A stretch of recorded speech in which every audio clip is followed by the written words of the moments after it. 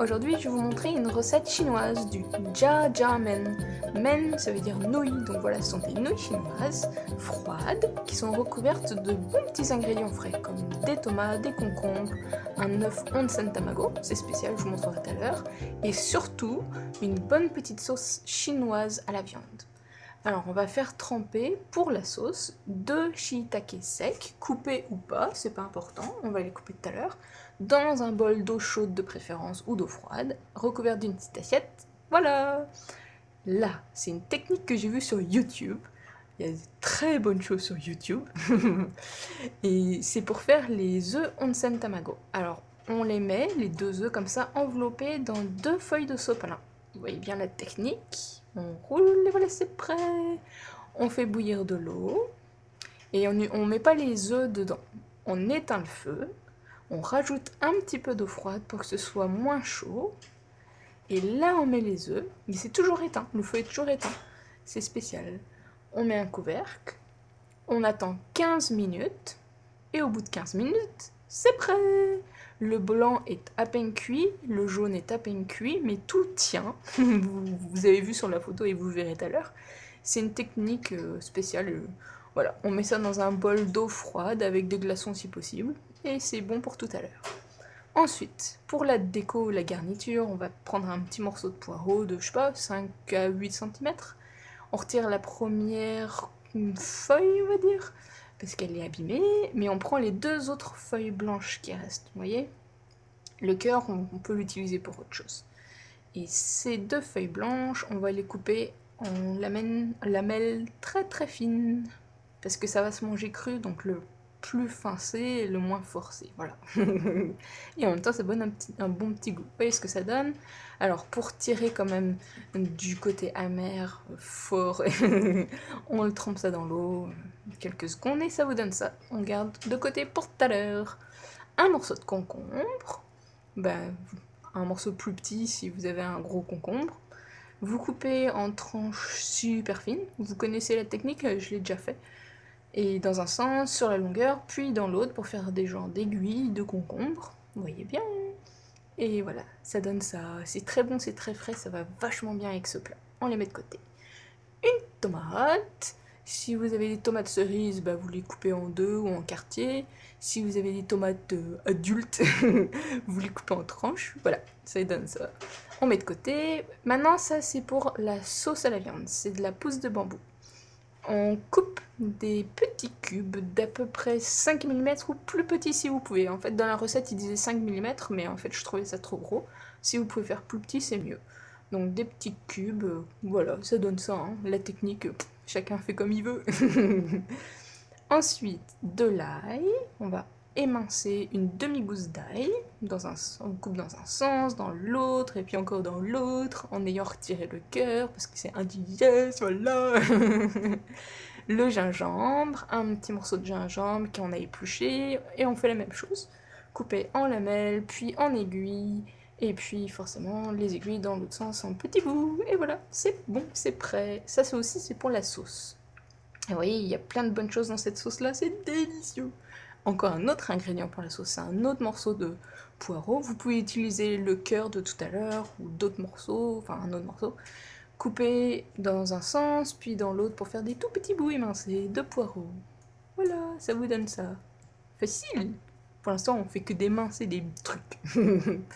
Alors ça, c'est du steak haché, mais c'est pas du bœuf, c'est du porc. Mais si vous avez que du bœuf, c'est pas grave, ça ira très bien aussi. J'ai mis du tenmenjiang, une sauce chinoise, j'ai tout expliqué sur le site, de la sauce soja et du saké, et là on malaxe bien. Dans mon livre, ils disent même qu'il faut masser. Alors massons le steak haché. Voilà, c'est pour que ça donne une sorte de pâte, ce sera plus juteux comme viande. Vous voyez ce que ça donne? Voilà, c'est pas des petits bouts qui vont sécher, mais c'est une pâte de viande. Alors maintenant, nos champignons, ils sont tout ramollis, boing boing, c'est parfait. On coupe le pied du champignon parce que lui, il se ramollit pas, il reste toujours pas mangeable. Ça vous donne ça. Et on va aussi les couper un peu de la même taille que les pousses de bambou. Voilà, donc quelques millimètres de côté. Voilà, comme ça, c'est facile. Vous pouvez en mettre plus, hein, moi j'en ai mis 2. Mais... Alors là, on va préparer la sauce. on met de l'huile à chauffer à feu moyen.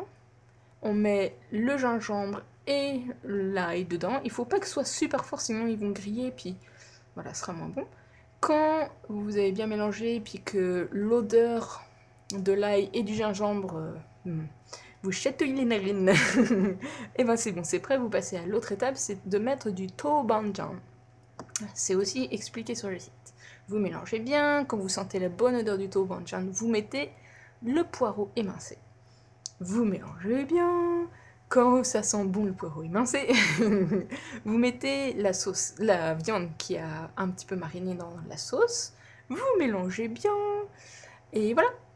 Donc vous laissez cuire à feu moyen jusqu'à ce que, au lieu que ce soit de l'eau, et ben que ce soit de l'huile de la viande, quoi, tout simplement.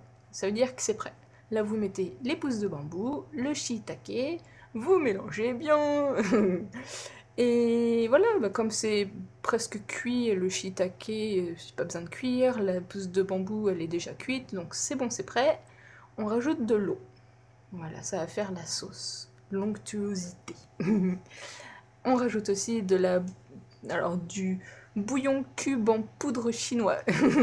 Tout est sur le site a-vo-baguette.com. On fait cuire un petit peu, on éteint le feu, important. Là, on prépare du katakuriko, la fécule de pomme de terre avec un peu d'eau. On mélange bien, encore une fois, et ça va créer l'épaisseur. On rallume le feu maintenant, et on continue à mélanger.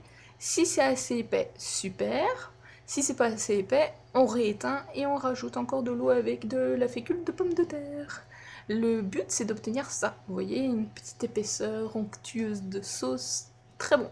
Quand vous en êtes, quand vous donne ça, vous mettez du sel, du poivre, un petit peu d'huile de sésame, la touche finale chinoise que vous connaissez. Vous mélangez bien, et voilà, c'est prêt. Qu'est-ce que je voulais dire? Ah oui, il faut faire ça juste avant de préparer les pâtes, parce que si ça se refroidit trop, un petit peu ça va, mais trop, l'épaisseur va disparaître, ça va devenir liquide et sera moins bon. Bon, c'est dit. Mettez de l'eau chaude à bouillir, et vous mettez vos nouilles chinoises à cuire, fraîches comme moi, ou sèches, ou même des udon, c'est super bon. Vous goûtez pour vérifier que c'est bon. Quand c'est bon, vous mettez tout ça dans la passoire. Je me souviens du nom maintenant, passoire.